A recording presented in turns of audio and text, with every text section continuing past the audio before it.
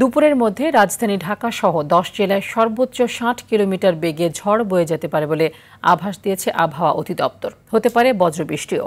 দুপুর 1টা পর্যন্ত দেশের অভ্যন্তরীণ নদীবন্দরগুলোর জন্য দেওয়া আবহাওয়ার পূর্বাভাসে বলা হয়, যশোর, কুষ্টিয়া, খুলনা, বরিশাল, পটুয়াখালী, নোয়াখালী, কুমিল্লা, চট্টগ্রাম, কক্সবাজার ও সিলেটের ওপর দিয়ে দক্ষিণ পূর্ব বা পূর্ব দিক থেকে ঘন্টায় 45 থেকে 60 কিলোমিটার বেগে অস্থায়ীভাবে দমকা বা ঝোড়ো হাওয়া সহ বৃষ্টি বা বজ্রবৃষ্টি হতে পারে।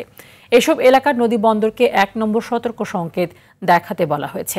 এদিকে রাজধানী ঢাকায় আজ হালকা বৃষ্টি অথবা বজ্রবৃষ্টির সম্ভাবনা রয়েছে, তবে দিনের তাপমাত্রা সামান্য বাড়তে পারে।